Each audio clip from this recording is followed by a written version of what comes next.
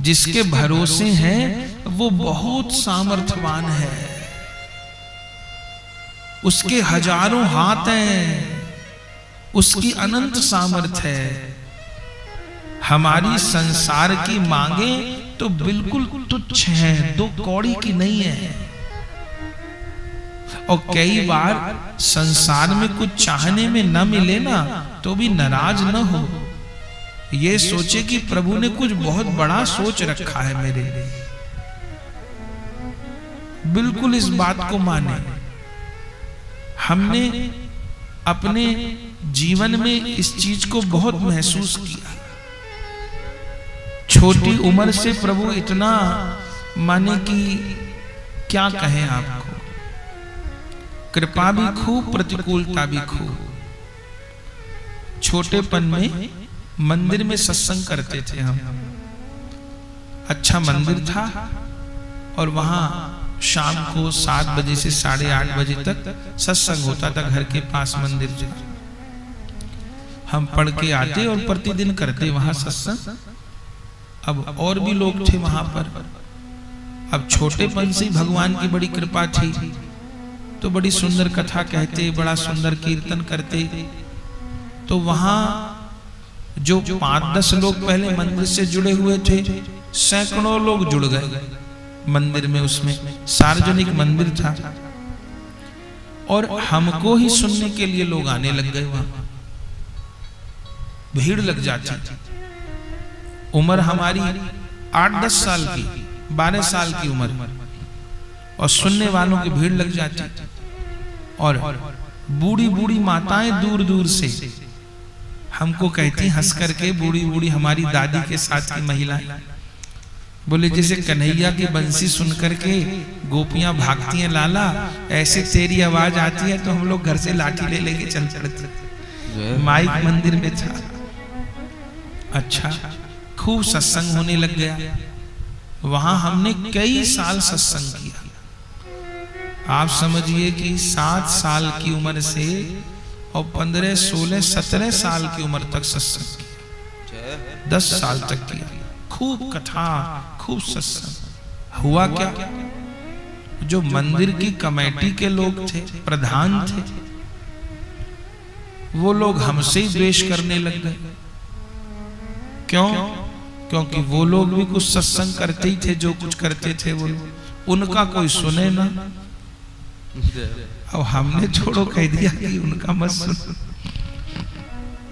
उनको लगने लगा कि ये तो छा गई। अब महाराज उन्होंने हमसे दुश्मनी निकालनी शुरू कर दी। क्या दुश्मनी निकालनी शुरू कर दी? हमारा सत्संग का समय होए तो स्पीकर बंद कर दे, माइक में गड़बड़ कर दे। तो साज वाले वहां बैठते थे, मंदिर में आते थे, वो जो वहां के मुखिया थे वही इनको इशारा करके हटा दे, ताकि हमारे सत्संग में साज न बजे, माइक डिस्टर्ब हो जाए। पहले तो हमको पता ही नहीं लगा कि ऐसा हो रहा है। तो अब कोई नहीं तो हम लोग खुद ही ढोलक अपने आगे रख लेते थे और बजाते, सत्संग करते करते करते फिर माहौल वहां पलटने लग गया। पहले हम वहां 1.5 घंटा के लगभग सत्संग करते थे। अब वो ये तो हमको नहीं कह पा रहे थे कि मत करो, पर उनको लग रहा है इनका प्रभाव बढ़ता जा रहा है। उन्होंने हमारा समय घटाना शुरू कर दिया। सब लोग करेंगे, एक जना नहीं करेगा, कोई बात नहीं। 1.5 घंटे से 1 घंटा कर दिया। हम कोई बात नहीं। 1 घंटे से 1.25 घंटा कर दिया। 1.25 घंटा से आधा घंटा कर दिया। आधा घंटा से 15 मिनट कर दिया। आपको अचंबा होगा, 15 मिनट से 5 मिनट कर दिया।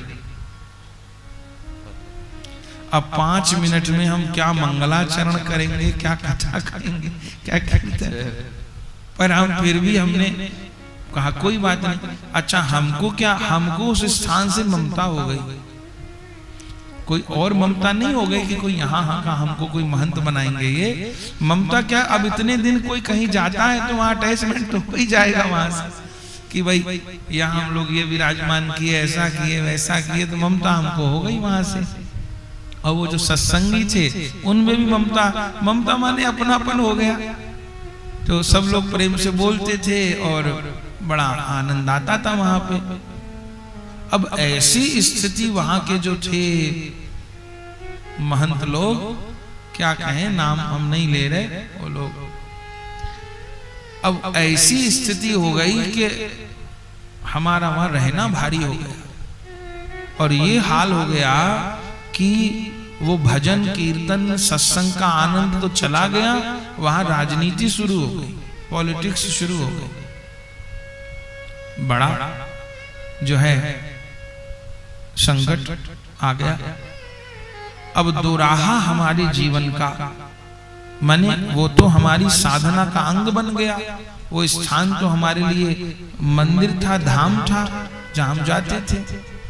अब हम क्या करें, वहां जाए बिना भी नहीं रह पाते, वो सत्संग भी नहीं करने देते, और माने बड़ा द्वेष वाला हमारे साथ व्यवहार करने लग गए। देख करके मुंह बना लेना, ऐसा व्यवहार करना, वैसा करना। करते करते जन्माष्टमी आई, हमको जन्माष्टमी का उत्सव न करने दे। हम लोग बहुत सुंदर पालना बच्चे थे, पालना लाते, ठाकुर जी बिठाते, बधाई गान करते, नाचते गाते, पूरा मंदिर सजाते। बोले नहीं,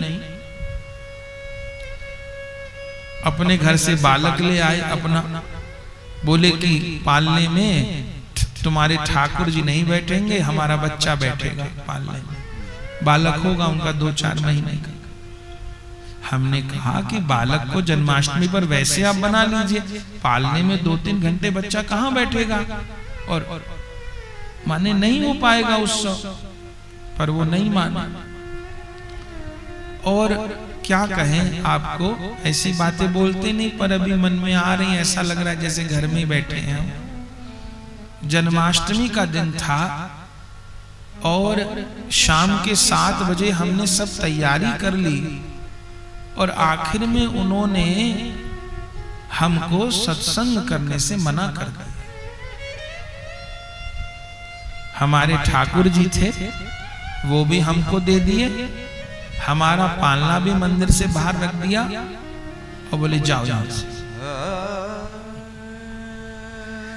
अब हम दरवाजे पे खड़े, क्या करें। तो अब बड़ी माने अपमान की चिंता नहीं थी, ये तो जन्माष्टमी उत्सव करना है भैया, कहां शाम को कहां चले जाए, हम मना कर दिया। तो अपनी शरीर की दादी को हमने बोला, तो उन्होंने कहा बेटा किसी के प्रति कोई बुरा भाव मत रखना, ये भी भगवान की कृपा है। तो फिर क्या, बोले बेटा तुम घर में ही मना लो। तो हमारी दादी हमारे साथ लग गई। तो बाहर खुला स्थान था, तो वहां पर हमने पालना कर लिया। हमारी दादी ने पजीरी बना, ये बना, वो बना करके बोली मैं तेरे साथ बैठ जाऊंगी, तो तुझे जो कुछ गाना है तू गा, कीर्तन कर, नाच गा, जो तुझे करना है जो कर। हम लोग वहां बैठ गए, वहां उत्सव करने लग गए। अब मन में दुख भी हो रहा था कि वहां इतनी तैयारी, अब परिणाम क्या हुआ, वो जितने मंदिर में वहां लोग इकट्ठे होते थे उत्सव के, वो मंदिर तो खाली हो गया, सारे लोग हमारे घर पे ही उठ गया। सब लोग उठ के वहीं आ गए। और वो उन लोगों को लगा, वहां के जो लोग थे, कि ये तो हमारे लोगों को तोड़ रहा है, इसने तो वहां के लोग ही उठा लिए हमारे। पर हमारा तो ऐसा उद्देश्य था नहीं। फिर करते करते बड़ों तक बात पहुंच गई। अब हमको आशा थी कि लोग सुधर जाएंगे, समझ नहीं आया। तब तक गुरुदेव भगवान का आश्रय उन अंतिम दिनों में हमारा हो गया था। तब जब कुछ हमको रास्ता, हम महाराज जी से ऐसी कभी बात करते ही नहीं थे, क्योंकि हमको लगता था बेकार की संसारी बातें हैं। फिर बहुत दुखी हो गए। फिर आखिर में गुरु महाराज के पास गए कि महाराज जी, जहां हम लोग हरिनाम शुरू किए, सत्संग शुरू किए, वहां ऐसा ऐसा होने लग गया है, मैं क्या करूं अब। तब गुरु महाराज सब बात पूछे और बोले अब वहां मत जाना। मैंने कहा महाराज जी हम लोग प्रतिदिन कीर्तन सत्संग करते हैं, उसके बिना नहीं रह सकते। तो बोले कि जो वैष्णव हैं उनके घर पर करो सत्संग। तो फिर जो और थे मिलने वाले उनसे हमने बात की। जब उनको कहा तो सब लोग राजी हो गए। हमको बोले महाराज आज हमारे करो, आज हमारे करो, आज हमारे करो, आज हमारे करो। आपको हम क्या बताएं भैया कि कहां तो हमको लग रहा था हम कहां सत्संग करेंगे। जब हम वैष्णवों को सत्संग देने लग गए, हमारे पास 6-6 महीना समय न बचा सत्संग देने का। जय हो बलिहार। 6-6 महीना, आज हमारे, कल हमारे, परसों हमारे, तरसों हमारे। और परिणाम क्या हुआ कि जिस मंदिर में स्थान में हम जाते थे वहां तो वही लोग थे, 50, 60, 70 लोग वही आते थे। और जब अलग अलग जगह सत्संग होने लग गया तो वो 50 की संख्या 500 हो गई और 5000 हो गई। हरि नाम से जुड़ने वालों की संख्या जो पहले 5 थी, 50 हुई, 500 हुई, 1000 हुई, 2000 हुई, 5000 हुई, अब लाखों की संख्या में वैष्णव जुड़े हुए हैं जो हरि नाम कर रहे हैं। तो जब गुरु महाराज ये बात कहे और जब शुरू में हमको लगा तो हमको कष्ट हुआ, हमको लगा अरे ये क्या हुआ, मेरे से कौन गलती हो गई, क्या ये कौन कठिन समय आ गया। लेकिन बाद में हमको लगा वो ठाकुर की कृपा थी, मैं उसको जान ही नहीं पा रहा था। जय। उस स्थान से यदि मेरा मोह भंग न हुआ होता और मैं जैसा वो चाह रहे थे, अब वो हमसे क्या चाह रहे थे मंदिर वाले, असलियत क्या थी, वो मंदिर वाले कह रहे थे जैसे हम लोग सत्संग करते हैं पंचमेल खिचड़ी ऐसे तुम भी करो। भाई हम लोग अपना वैष्णव सत्संग करते थे, वो जैसे वही करते थे। एक देवी मैया का गा, एक हनुमान जी का गा, एक भैरव बाबा का गा, एक संतोषी माता का गा, उसको नचवा दे, उसको उठवा दे। वो नौटंकी हमसे भी करवाना चाहते थे। ये पंचमेल खिचड़ी होती है, वो कहते थे यही सब करो तुम, ये तुम सुबह से रात तक बस राधा ही माधव, राधा माधव, ये नहीं चलेगा।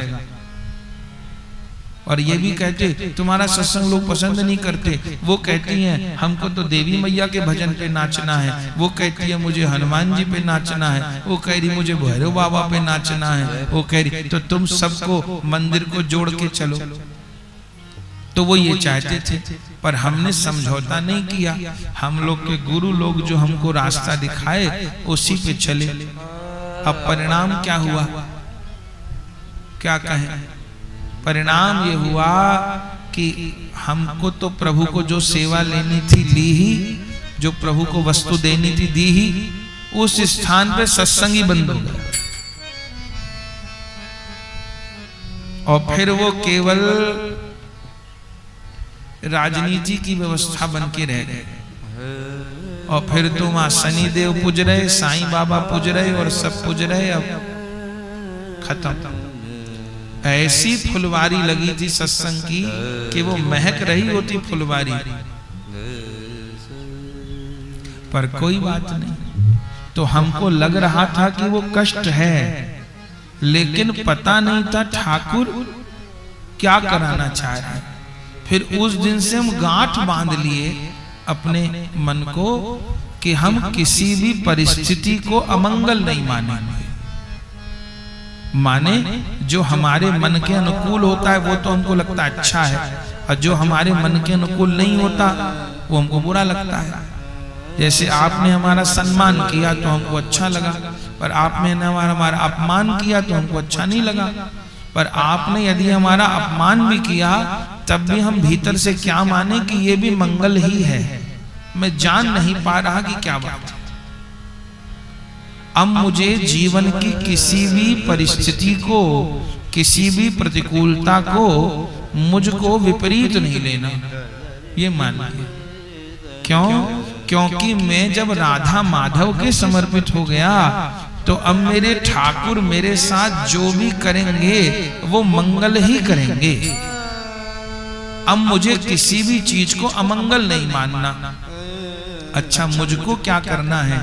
बस मुझको जो मेरा कर्तव्य कर्म है वो करना है, और मुझे राधा माधव को चाहना। बस तब से लेकर के अभी तक जितनी भी हमारी उम्र हो गई है, अब एक ही कोशिश करते हैं, सो रहे हैं, उठ रहे हैं, बैठ रहे हैं, कथा कह रहे हैं, जा रहे हैं, आ रहे हैं, कोशिश करते हैं। पूरे तो सफल नहीं हुए अभी, पर कोशिश करते हैं कि हर समय बस राधा माधव को ही चाहे और कुछ न चाहे। आप भक्त लोग आए सत्संग में, कथा सुना रहे हैं, चाहत क्या है? चाहत यही है कि आप सबका मन भी राधा माधव से जुड़ जाए। बस कथा कहते कहते हमारा मन भी राधा माधव से जुड़ जाए, और आप जो भाई बहन सुन रहे आपका भी जुड़ जाए, तो बड़ी अच्छी बात है। और किसी को खुश करने का या किसी पर कोई प्रभाव डालने का वो कोई नियत नहीं। दीक्षा के लिए भी जो आग्रह है, हरि भजन के लिए भी आग्रह है, वो इसीलिए है कि वैष्णव बन जाए। केवल 10 दिन नहीं, आगे भी भजन चलता रहे, भजन कर लें, ये भजन कर लें, गुरु महाराज का परिवार बढ़ जाए, परिकर बढ़ जाए, ये लोभ है मन में। और वो भी क्या है? वो भी ऐसा नहीं कि हमारा कल्याण होगा। जैसे आप लोग यहाँ फूल अर्पण करते हो ना, ग्रंथ पर फूल अर्पण करते हो, हम बैठते हैं तो वहां आप हमको फूल चढ़ाते हो, ऐसे हम भी ठाकुर को फूल चढ़ाते हैं। हम लोग कैसा फूल चढ़ाते हैं? हम लोग जीव रूपी फूल चढ़ाते हैं भगवान। कोई भी आया तो उसको मानते हैं ये बहन, ये बच्चा, ये भाई एक पुष्प है। अब ये पुष्प हम राधा माधव के चरण कमल में चढ़ाएंगे, महाप्रभु को चढ़ाएंगे, तो उससे राधा माधव जो फूल चढ़ता है उसका भी कल्याण हो जाता है, और भगवान हम पर प्रसन्न हो जाते हैं कि आज इस जीव को सन्मुख कर दिया। और जब वो भजन करता है फिर प्रभु का, तो हमको कमीशन मिलती है। इस संसार में कमीशन होती है ना, कोई ग्राहक कहीं छोड़ो, ठीक है, स्वर्ण कृष्णदास जी मिलती है ना। हमने कहीं इनको कहीं सामान दिलवाया और उसको 100 रुपया का मुनाफा हुआ, तो ग्राहक को हम लेके गए थे, तो उस 100 रुपए में से 10 रुपया तो उसने हमको दे दिए। तो ऐसे हमारी भी ठाकुर जी से कमीशन बनी हुई है। अब जिसको समर्पित किए वो कोई भी भजन करेगा तो उसका एक अंश हमको, खैर उस कमीशन की भी आशा नहीं है, सब आपको ही मिले, पर प्रसन्नता कि भगवान के परिकर हो गए। तू शरणाई आया ठाकुर, तू शरणाई उतर गया मेरे मन का संशय, जब तेरा दर्शन पाया। अनबोलत मेरी बिरथा जानी, अपना नाम जपाया। तू शरणाई आया ठाकुर, तू शरणाई आया।